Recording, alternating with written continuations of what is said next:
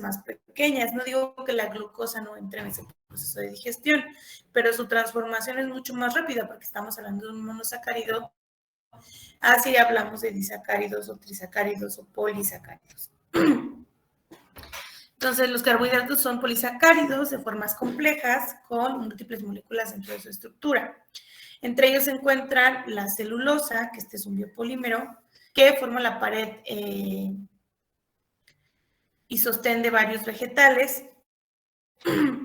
El almidón, que también es un polisacárido, que está presente en tubérculos como la papa, y el glucógeno, que está en los músculos e hígado. Entonces, el organismo utiliza la energía proveniente de estos carbohidratos complejos en pequeñas cantidades, ¿sí? Porque son de lenta absorción. Otra vez estamos hablando de biopolímeros. Son moléculas grandotototas que nos va a costar trabajo, digerir, y por ende no es como que vamos a obtener glucosa rápidamente de ellas, porque se van a transformar en glucosa, ¿no? La celulosa y el almidón se van a terminar transformando en glucosa, pero va a ser lento. Entonces, ¿dónde encontramos estos carbohidratos complejos? Pues en panes, pastas, cereales de arroz, legumbres, maíz, cebada, centenos, avenas, etc. Granos en general, ¿no? Entonces, supongo que por eso es que la pirámide alimenticia está al revés, porque creen que porque comamos muchos granos ya vamos a ser sanos, pero la verdad es que no. Otra vez hay que recordar que se van a convertir en glucosa, entonces hay que consumirlos en bajas proporciones. Entonces, aquí están las estructuras: la sacarosa, la lactosa, maltosa, celuliosa, y la rafinosa no lo puse aquí, que es un trisacárido. No sé por qué no está.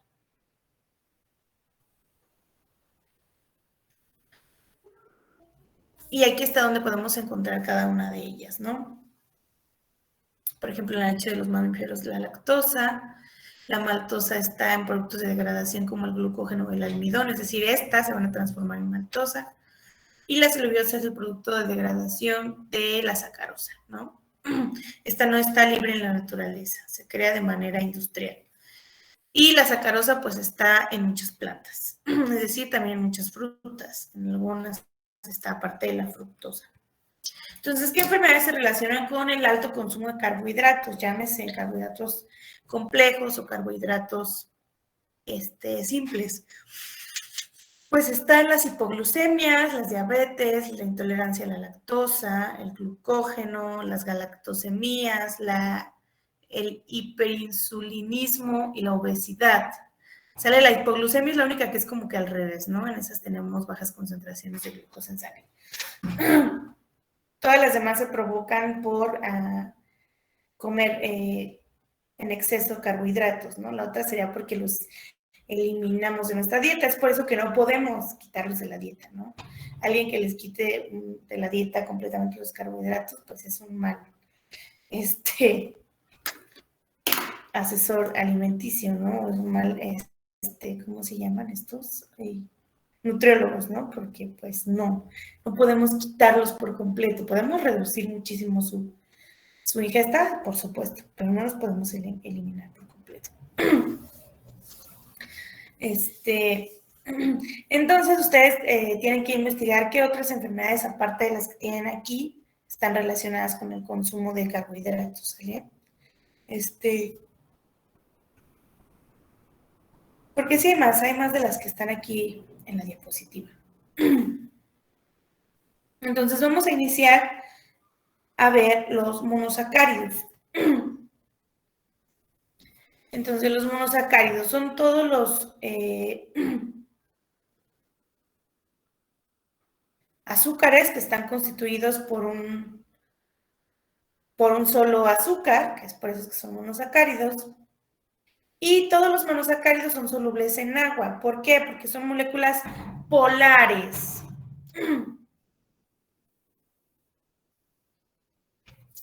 Son moléculas polares, así que van a formar puentes de hidrógeno, interacciones intermoleculares como dipolo inducido, etcétera, etcétera, que les va a permitir tener esta solubilidad en agua, y no solamente en agua, en todos los compuestos polares.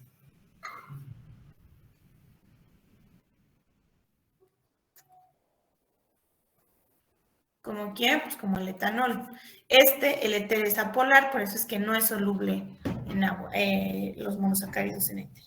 Entonces, la mayoría, o si no es que todos, son ópticamente activos, poseen propiedades reductoras, ya más adelante vamos a ver qué es eso, y se presentan con la fórmula general CH2OX. ¿Por qué? Pues porque van a estar variando la cantidad de estos, ¿no? Que contengan la estructura. Generalmente son de sabor dulce, están rara vez involucrados directamente en reacciones bioquímicas intracelulares, son, primero son transformados antes de entrar a la reacción intracelular y son transformados generalmente por este tipo de enzimas, que son la éster de azúcar fosfato, está transformada por este tipo de enzimas. Son las que vamos a estar viendo, la de glucosa 6-fosfato, la de glucosa fosfato, la de fructosa fosfato y diésteres de fosfato en todos los ciclos de la glucosa, que son un montón. Vamos a estar viendo este tipo de enzimas. Hay diferentes tipos de azúcares, como estos tres, en donde aparte de tener carbono, oxígeno y nitrógeno, van a tener grupos amino, que sería la de glucosamina, van a tener grupos ácidos, como el ácido glucónico y el ácido glucorínico, es decir, van a tener ácidos carboxílicos en su estructura. Y también va a haber azúcares con alcoholes, como son el sorbitol, ¿no?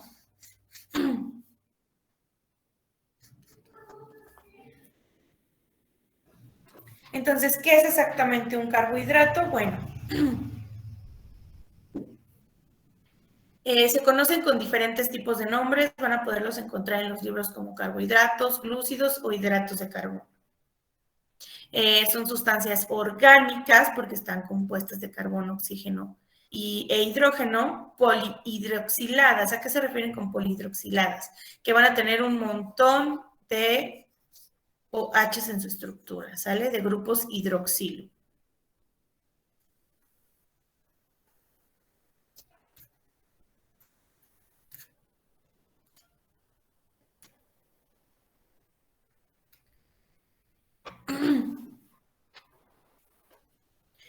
Es la base energética pues para obtener energía de la tierra en general, o sea, de plantas, animales, de todos. Provienen de los alimentos, los carbohidratos los obtenemos a través de los alimentos, y les digo, normalmente contienen estas tres, pero acuérdense que va a haber algunas que puedan tener compuestos nitrogenados también. La solubilidad de estas moléculas en el agua, pues es debido a la presencia de los grupos hidroxilo y carbonilo, ¿sale? Carbonilos en forma de cetonas o de aldehídos.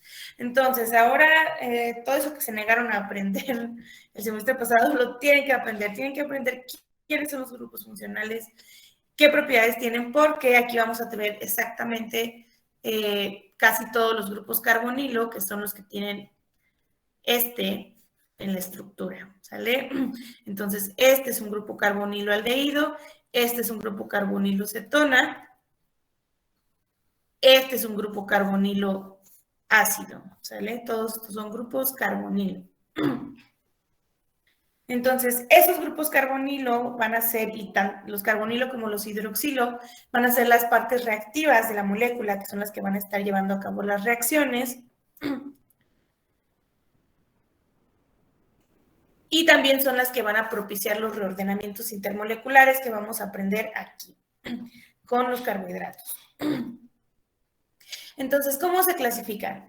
Se clasifican, pues, según el grupo funcional que contengan en su estructura, ya sea un grupo aldehído o un grupo cetónico, ¿sale? O cetona.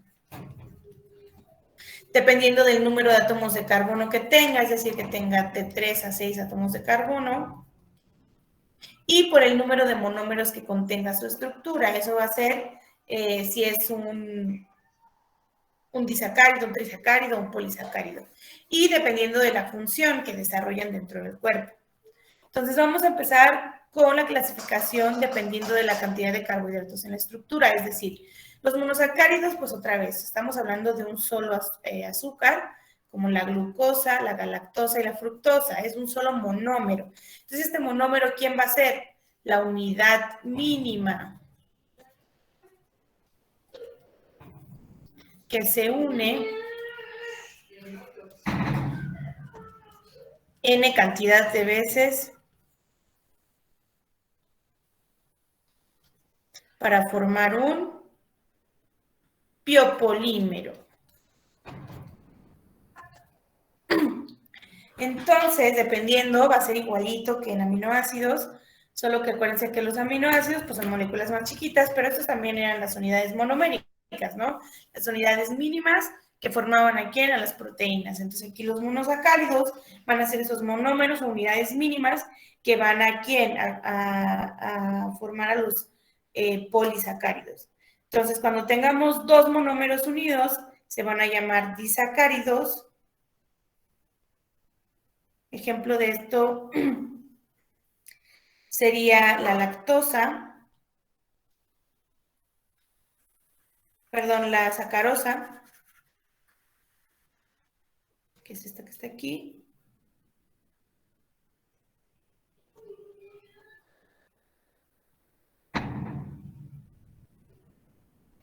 Que está unida por dos monómeros, ¿no? Uno, dos, ¿a través de quién?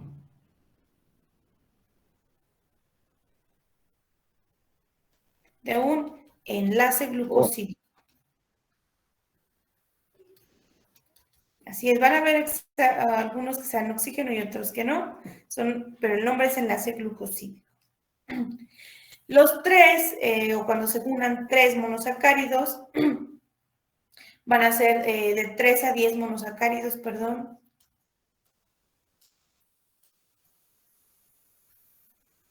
Los vamos a conocer como oligosacáridos, como esta estructura. Si se fijan, ya tiene 1, 2, 3 y 4 monómeros. Y los polisacáridos, que ya son más de 10.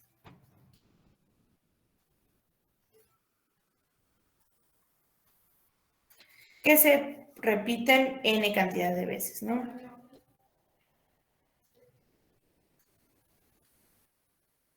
Aquí ya vamos a tener miles, ¿no? De monosacáridos unidos.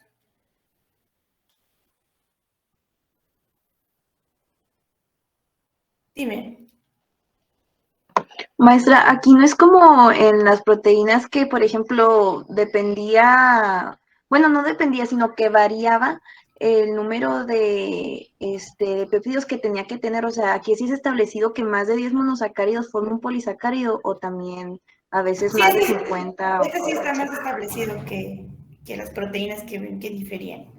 Que a Ah, veces hasta uno de 50 todavía lo consideraban un péptido. No, este sí está mucho mejor definido. Supongo que es porque son moléculas muy grandototas esta respecto de un aminoácido, que son moléculas más chiquitas. Entonces supongo que por eso tienen un poco más definido el tamaño. El tamaño y cómo los catalogan. Entonces, según su grupo funcional, es otra forma de tipificarlos. Que es, van a tener un aldehído y se van a denominar aldosas, o cuando tienen una cetona y se van a denominar cetosas. Aquí está el grupo cetona y aquí está el grupo aldehído. Entonces, la fórmula general de un grupo funcional aldehído es esta, y la fórmula general de una cetona es esta. ¿Sale?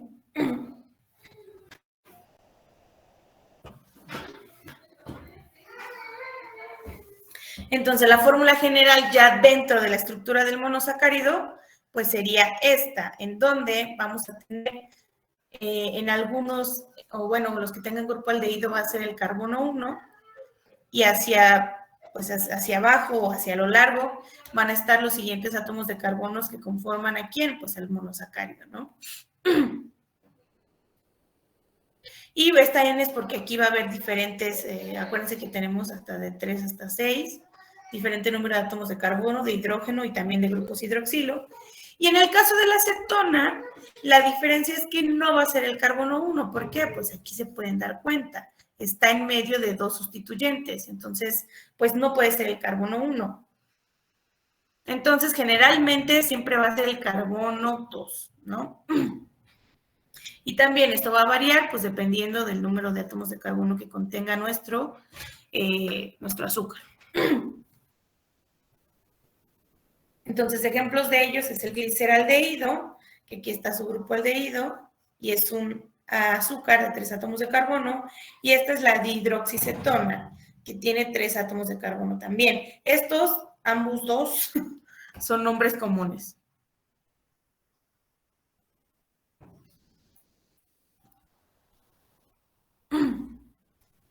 ¿Por qué? Porque va a haber una forma de darles un nombre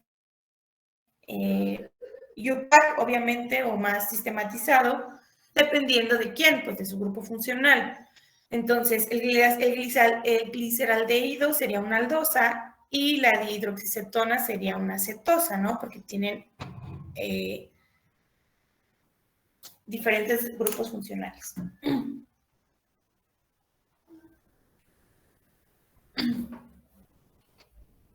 Entonces, según el número de átomos de carbono y el grupo funcional, entonces, vamos a empezar con las aldosas, que tienen un grupo aldehído, obviamente, en su estructura.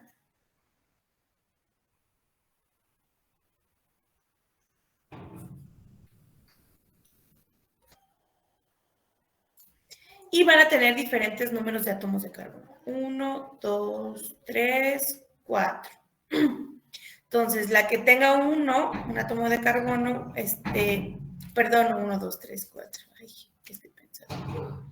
3, 4, 5 y 6. Las que tengan 3 átomos de carbono van a ser aldotriosas, las que tengan 4 serían aldotriosas, las que tengan 5 aldopentosas y las que tengan 6 aldohexosas, ¿sí? Esta terminación les va a decir cuántos átomos de carbono tienen y evidentemente esta otra terminación, pues ¿qué tiene? Si un aldehído o una cetona. Aldo es de aldehído, ¿no?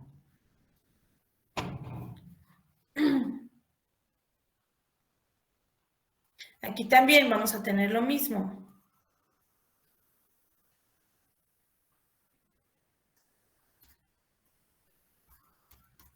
Y va a ser una acetona.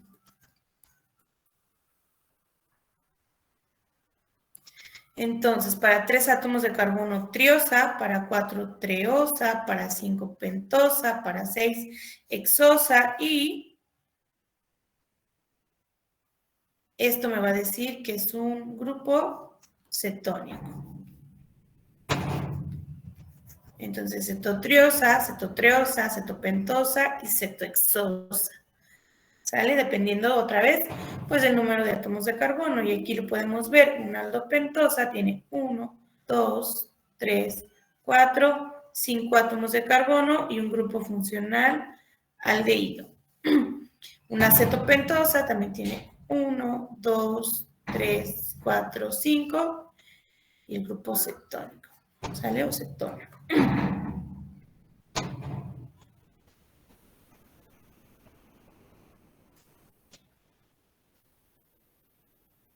Y entonces, pues aquí está el mismo, ¿no? Está aquí según su número de átomo de carbono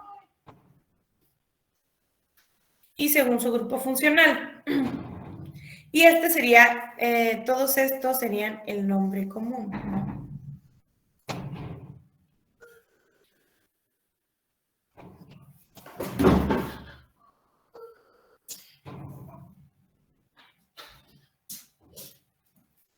¿Qué pasa, hijo? No funciona. Ay, mi cielo. Espero que llegue papi. Es que yo no sé jugar, mi amor. Y además estoy dando clases, ¿sí? Perdón, chicos.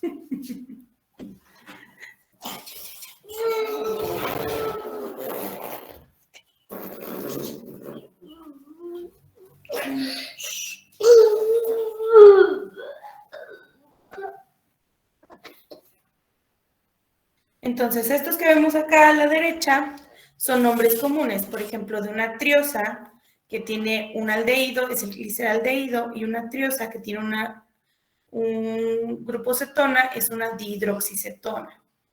Esta, una triosa con un aldehído, es una eritrosa, y la cetosa es una eritrulosa.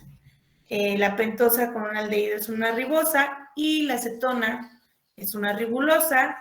Las hexosas con un aldehído es una glucosa, y con una cetona es una fructosa. Donde estas dos...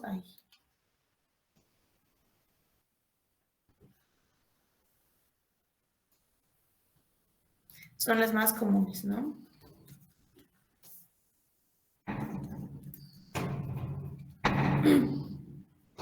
Son las que más vamos a estar viendo, las pentosas y las hexosas.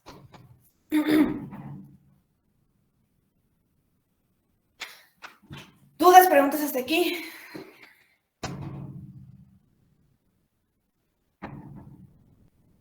No, maestra. Muy bien.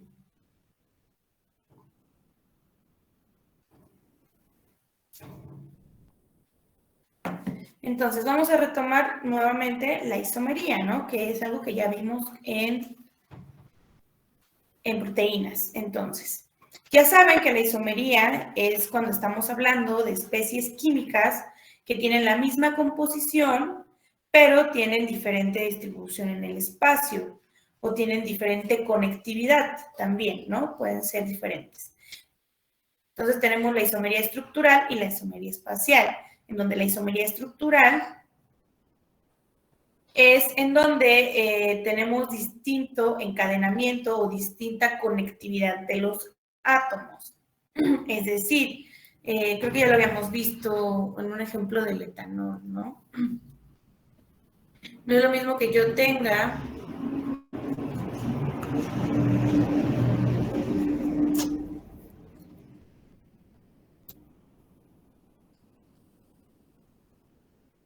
esto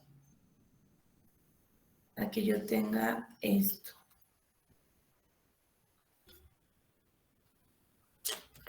Sí, aparentemente, pues tienen la misma fórmula molecular, pero tienen diferente conectividad en estos átomos.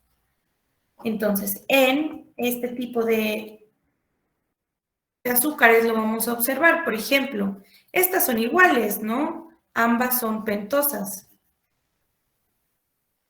Este color está muy feo.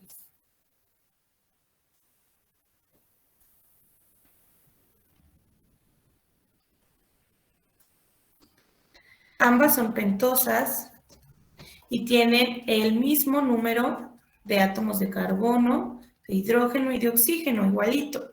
La única diferencia es ¿quién?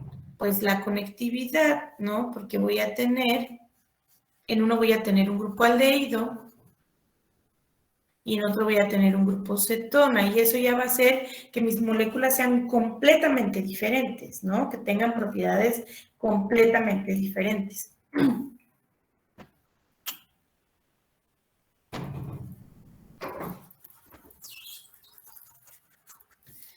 En el caso de la isomería espacial o estereoisomería, ahí tenemos igual la misma fórmula molecular y en la misma conectividad, pero diferente arreglo espacial. Y eso ya lo habíamos visto con los aminoácidos, ¿en dónde? En los isómeros D y L, en donde lo único que cambiaba era que un grupo amino estaba del lado derecho y otro estaba del lado izquierdo, ¿no? Ahí. Y ya con eso tenía diferentes tipos de isómeros. ¿Por qué? Porque tenían diferente arreglo espacial, no conectividad. Diferente arreglo espacial, porque aquí este átomo de carbono espacial está unido a ambos átomos de carbono, un grupo amino, solo están en diferentes lugares en el espacio. A diferencia de las moléculas que les pinté, que no se les hubiera borrado, pero bueno, que sí tienen diferente conectividad.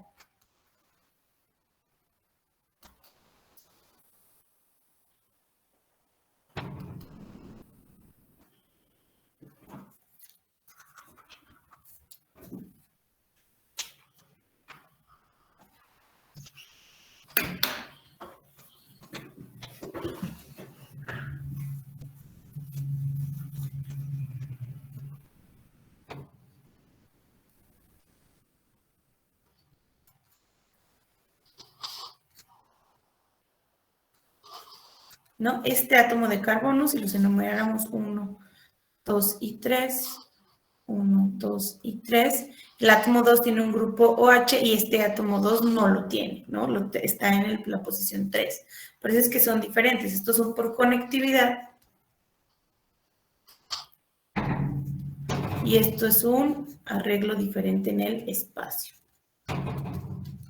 Entonces, dentro de estas estereoisómeros, vamos a tener diferentes tipos de isómeros, ¿sale? En donde vamos a ver que hay enantiómeros, epímeros y anómeros. ¿Cuál es la diferencia entre cada uno de ellos? Bueno, todos estos, los tres, son isómeros ópticos, ¿sale? Es decir, pueden girar el plano de la luz. ¿Por qué? Porque tienen carbonos asimétricos o centros quirales, que esto ya lo habíamos visto. Entonces, ¿qué es un enantiómero? Bueno, los enantiómeros ya los vimos y son los que tienen imágenes especulares, ¿no? Que son los D y los L. Los epímeros son isómeros que van a cambiar únicamente de posición en un átomo de carbono. En el caso de los L y los D, generalmente habíamos visto que solo se enfocaba en el grupo amino, ¿no? Aquí, en el caso de los carbohidratos, vamos a ver que solo el que los tenemos que fijar para ver si es D o si es L es el penúltimo átomo de carbono, ¿sale?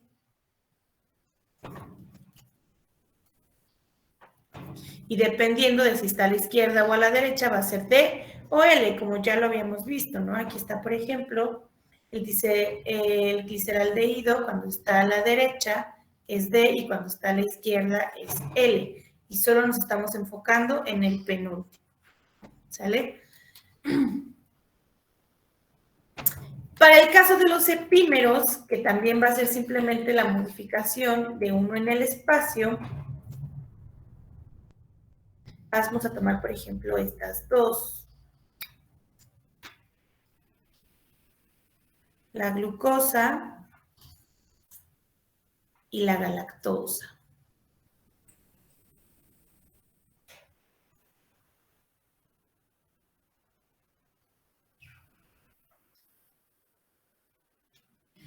En donde pueden observar cómo están posicionados todos los átomos de hidrógeno de la glucosa. Y si observan la galactosa, es exactamente lo mismo, a excepción de este.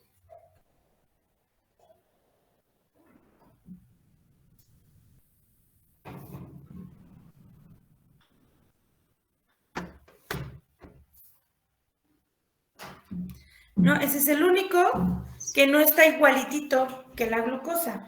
Está diferente, está hacia el lado izquierdo, ¿no? O bueno, lo están viendo, sí, al lado izquierdo. Si lo toman como de frente hacia ustedes. Entonces, la galactosa va a ser el epímero de la glucosa en 1, 2, 3, 4, 5, 6. 1, 2, 3, 4, 5, 6. Esta galactosa es el epímero en C4. ¿De quién? De la glucosa. Porque son igualitas, ¿no? Solo difieren aquí.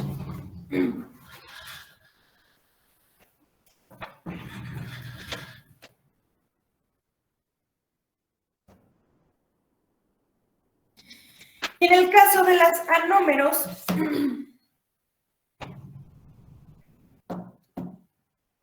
estos van a diferir en la posición del grupo hidroxilo en el carbono anomérico. Ahorita no me van a entender, no se preocupen. Pero bueno, cuando yo tengo una posición hacia arriba, voy a tener una posición alfa. Y cuando tenga una posición, no es cierto, beta, y cuando tenga la posición hacia abajo, ¿de quién? De este grupo hidroxilo, voy a tener una posición alfa. Entonces les digo, ahorita no se preocupen, ya les voy a explicar qué es un carbono anomérico y en dónde vamos a ubicar esa posición de arriba o abajo el grupo hidroxilo, que nos va a decir si tenemos una alfa de glucopiranosa o una beta de glucopiranosa.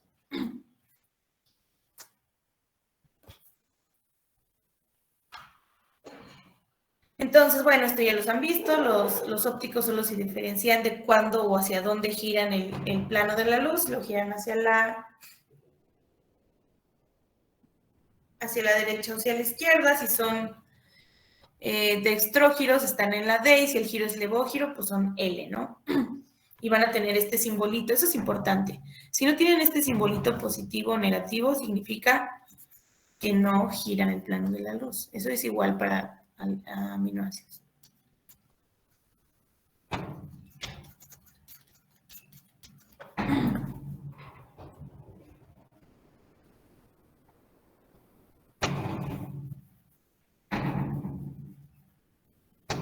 Entonces, esto es lo que ya vimos.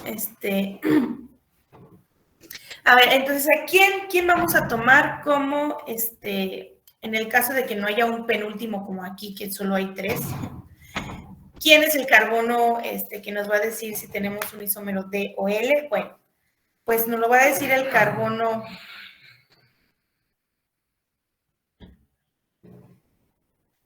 asimétrico. ¿De quién? El más alejado del grupo carbonilo, ¿sale? Y pues en este caso, no lo podemos tomar como el más alejado porque pues no nos va a decir si está a la izquierda o a la derecha, ¿no? Entonces, por eso es el penúltimo, ¿sale? Este es el más alejado del grupo carbonilo, que nos indica si es D o L, ¿sale? ¿En quién? En una proyección de Fisher. Acuérdense que ya vamos a estar viendo siempre proyecciones de Fisher. Entonces, otra cosa que les había dicho, nosotros vamos a tener en el organismo isómeros D, ¿no? A diferencia de los aminoácidos que solo teníamos isómeros L, ahora vamos a estar teniendo isómeros D. Entonces, ¿cómo escribimos un Fisher? Eso ya se los había explicado, pero ahí va de nuez. Bueno, los Fisher van a ser las proyecciones lineales, ¿sale? ¿De quién? Para representar a los monosacáridos. Otra vez, esta no es la estructura correcta.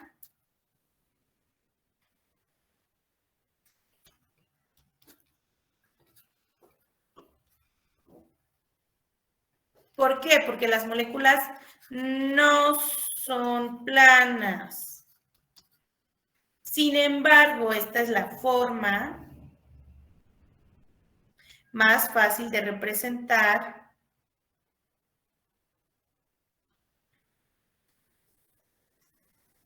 a los carbohidratos. ¿Por qué? Porque son estructuras grandes y complejas que tienen ángulos de enlaces difíciles de observar si estuviéramos observando la estructura como un tetraedro. Entonces, es una forma simplificada y fácil de representar una estructura, ¿sale? Pero no son planas. Entonces, ¿cómo se escribe un Fisher para los carbohidratos?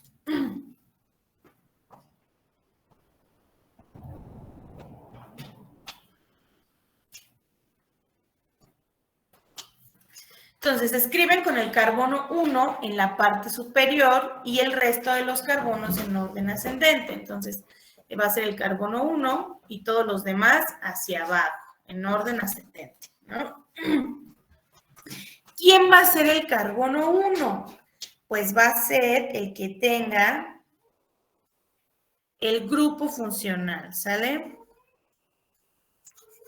Ya sea el aldehído o la cetona, pero acuérdense que la cetona, como es la fórmula general, la fórmula general es R, carbono, R. Entonces, no podría ser el carbono número 1. ¿Por qué? Porque estaríamos violando esta primera regla, donde es el carbono 1 y los demás de orden ascendente. Entonces, va a ser el carbono 2, ¿sale? ¿Por qué? Porque el carbono 1 va a ser el carbono más próximo al grupo cetona, ¿sale? Entonces,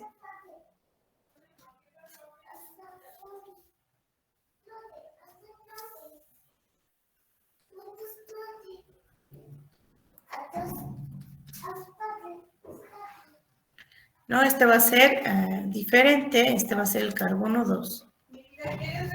Y acá sí vamos a tener al aldehído.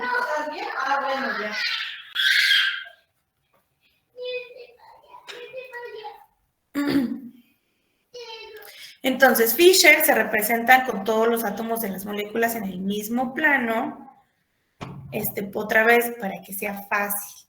Entonces, en Fischer, como son planas, vamos a ver que entre ellas hay ángulos de 90 grados. Es decir, entre aquí acá hay 90 y entre aquí acá hay 90, ¿sale? Entonces, bueno, yo ya tengo, por ejemplo, yo quiero representar mi glucosa. Entonces pongo mi carbono 1, 2, 3, 4, 5 y aquí es el carbono 6, ¿no? Y también aquí si tengo una fructosa, pues hacer mi carbono 1, 2, 3, 4, 5 y 6.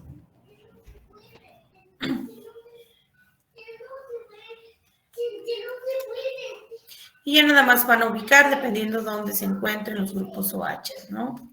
Eso va a depender, pues, del isómero que estén hablando, o del epímero, etc.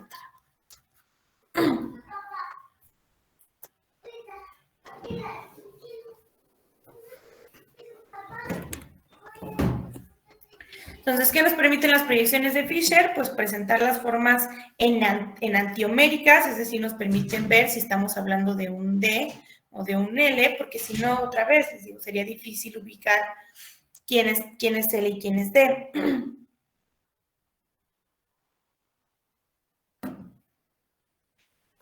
Entonces, aquí tenemos al más alejado, que es este, o el penúltimo carbono, y en esta estructura también, ¿no? Tenemos al penúltimo o al más alejado, que nos permite observar este que está a la derecha es D y este que está a la izquierda es L.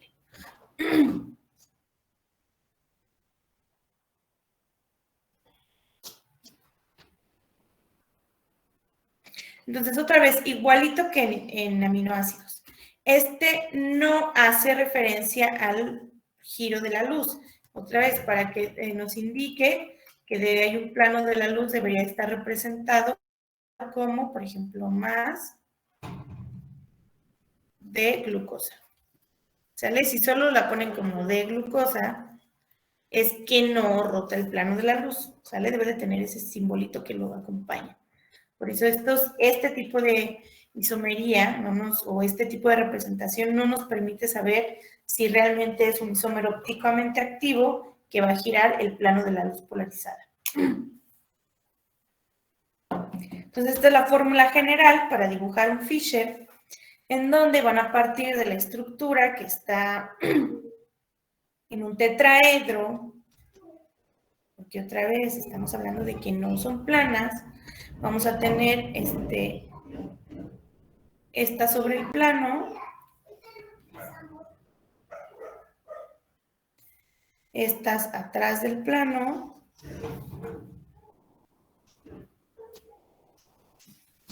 y esta adelante del plano. Entonces, ¿qué es lo que voy a hacer? Voy a hacer como un giro en donde voy a poner esta sobre el plano y esta también, ¿no? Eso es lo que se hace. Y entonces sí puedo partir ahora sí de esta crucita planada, porque ya voy a decir que este está en el plano y que este también está sobre el plano. Estos ya estaban sobre el plano, ¿no? Los azules.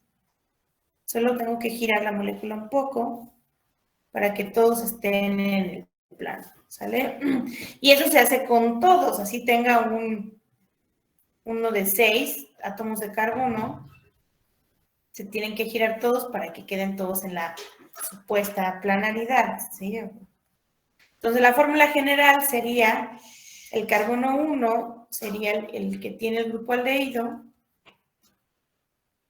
o el más próximo a la acetona. Aquí que va a depender, pues si tengo una triosa o una tetrosa, o una pentosa, etcétera, ¿no? Este va a cambiar dependiendo del número de átomos de carbono que contiene mi estructura del carbohidrato. Este va a ser ¿quién? Pues el que me dicte si es el isómero D o L, y este va a ser pues el último átomo de carbono, ¿no?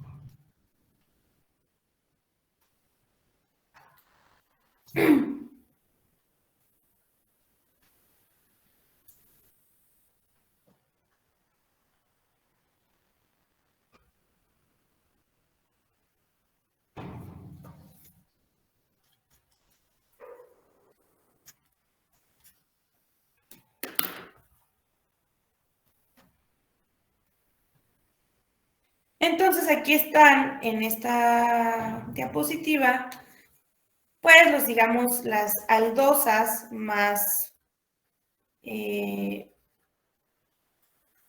pues más comunes, en donde las que tienen 3 átomos de carbono, la que tiene 3 átomos de carbono más común es el gliceraldehído, ese todos lo usamos en cremitas, ¿no? Pues sí, en cremas, no sé si el shampoo tiene. Ah, no, pero este es glicerol. No, pero es lo mismo.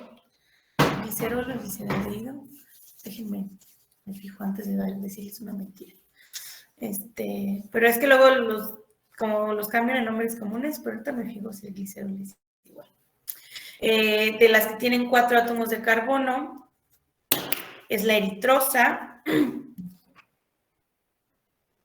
y la treosa. Las que tienen 5 es la derribosa, la arabinosa, la silosa y la lixosa, que esta pues los tenemos en los ribosomas, ¿no? Por eso tiene una flechita ahí.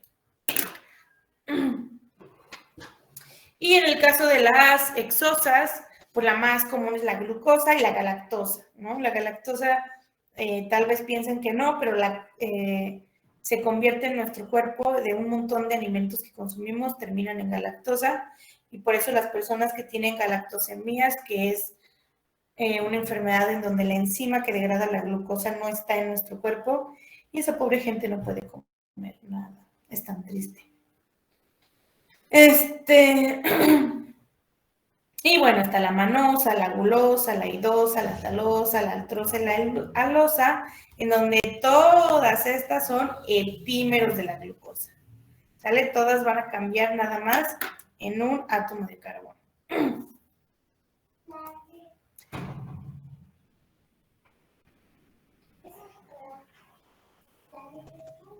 Y de las cetosas, las más comunes, es la dihidroxicetona con 3 átomos de carbono, con 4 la eritrulosa, con 5 la ribulosa y la silulosa, y con 6, pues la fructosa, que es la del azúcar de las frutas, la sorbosa, la tagatosa y la sicosa, que también son epímeros de la fructosa, ¿no?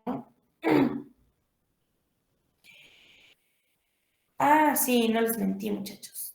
La glicerina, glicerol o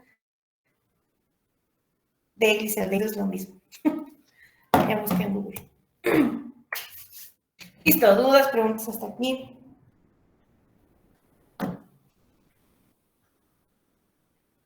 No. Muy bien.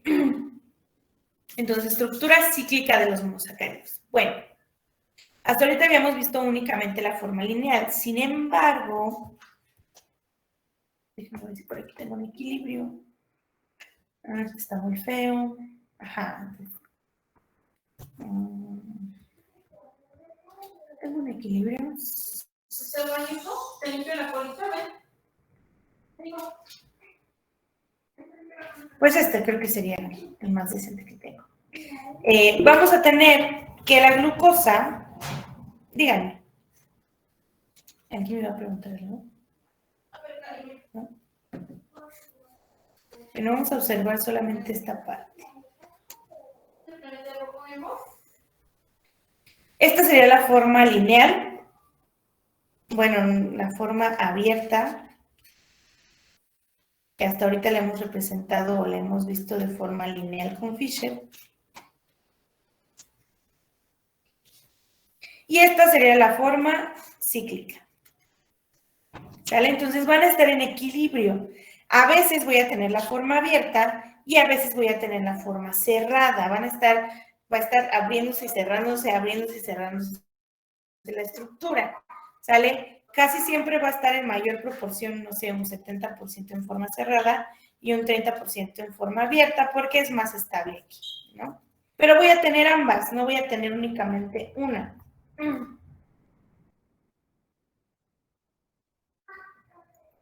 Entonces, ¿cómo ocurre la ciclación? Bueno,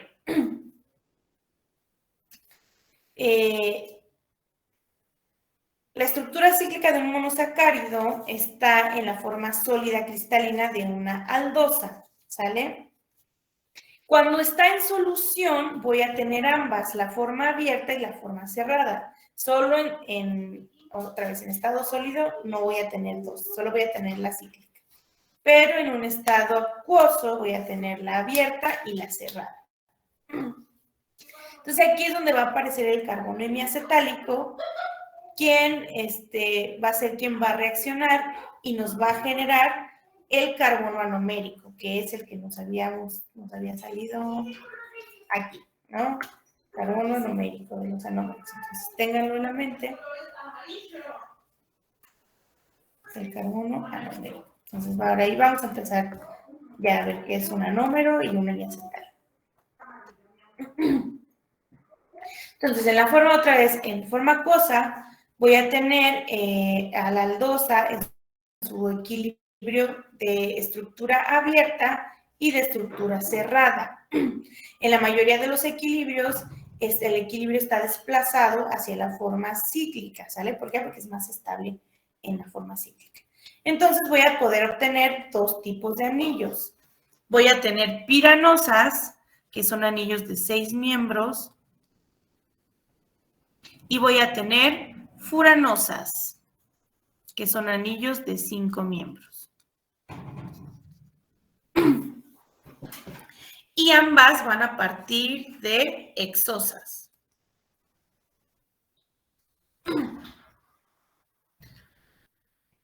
Entonces, ¿cómo ocurre esta ciclación? Bueno, esta ciclación ocurre por un ataque intramolecular, en donde, como les decía, los grupos aldehído y cetona son grupos altamente reactivos, al igual que los hidroxilos, y son los que van a permitir que entre ellos mismos ocurra este ataque químico y se forme la nueva estructura, que es la cíclica. Entonces, los grupos hidroxilo reaccionan con la cetona y con el aldehído para formar la forma cíclica. Entonces, el carbono que va a contener al grupo aldehído es a quien voy a denominar como hemiacetal.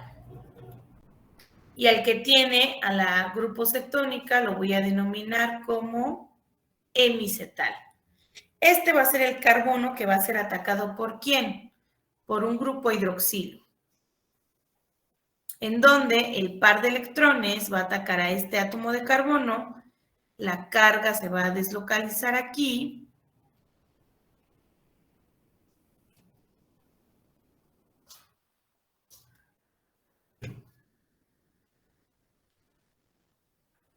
y este va a tomar un protón. ¿Protón de quién? Un protón del medio, ¿sale?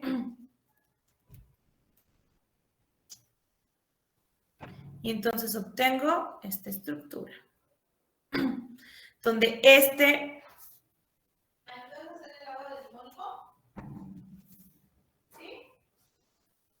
va a ser este. Y este grupo OR, pues va a ser este, ¿no? Y entonces, así es como va a ocurrir la ciclación. Obviamente aquí está en una molécula que no va a formar un ciclo. Para la acetona, pues es exactamente lo mismo, o va a ocurrir exactamente lo mismo.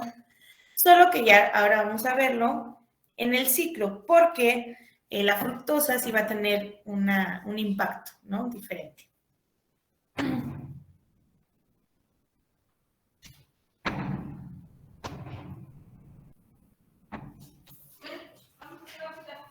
Entonces aquí vamos a partir de ¿quién?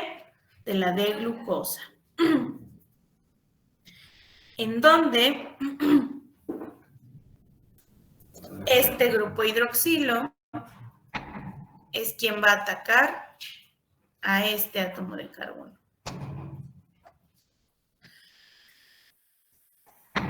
Entonces ya tengo aquí mi estructura. Otra vez voy a numerar 1, 2, 3, 4, 5, 6. Y aquí también los tengo. 1, 2, 3, 4, 5 y 6. Entonces ya vieron, el que ataca es el hidroxilo del átomo 5, ¿no? Este es el mismo. Entonces viene el par de electrones, ataca aquí a este átomo, a este grupo carbonilo, que va a ser ¿quién? Mi carbono hemiacetálico. Se deslocaliza la carga y me queda esta estructura. Bueno, aquí se va a formar un enlace aquí. Y entonces este va a ser este enlace, ¿sale? Y entonces este, que va a quedar como un oxígeno cargado y va a tomar un agua del medio, va a ser este grupo OH.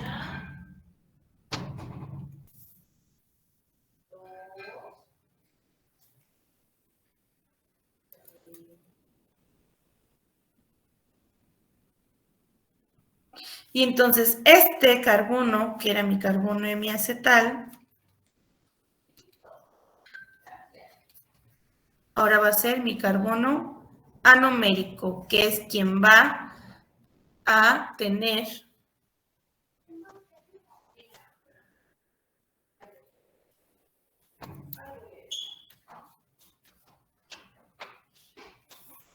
al grupo hidroxilo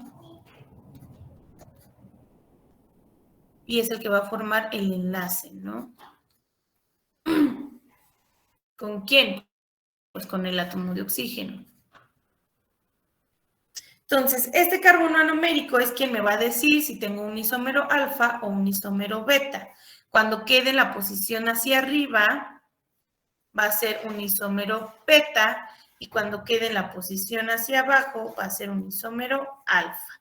Entonces, el nuevo nombre de la estructura pasa de D-glucosa a alfa-D-glucopiranosa, en donde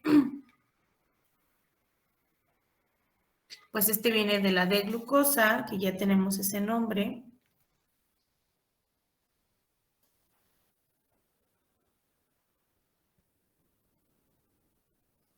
Este viene de la posición de ¿quién? Del hidroxilo en el carbono anomérico. Y este viene de ¿quién? De piranosa, del anillo. ¿Por qué? Porque es un anillo de 6 miembros que está, o este nombre viene de los anillos piranos, que son estos de aquí. Que son anillos de 6 miembros con un átomo de oxígeno dentro de la estructura. Aquí tenemos exactamente lo mismo. Tenemos un anillo de 6 miembros, 1, 2, 3, 4, 5 y 6, ¿sale? El oxígeno es el sexto átomo y pues ahí está el oxígeno dentro de la estructura. Ahora bien, para la fructosa ocurre algo diferente. ¿Por qué es diferente? Ay, pero ya se los explico en la otra clase porque ya se acabó la clase. Entonces aquí nos quedamos. Hasta lo voy a encerrar, si no, se me olvida.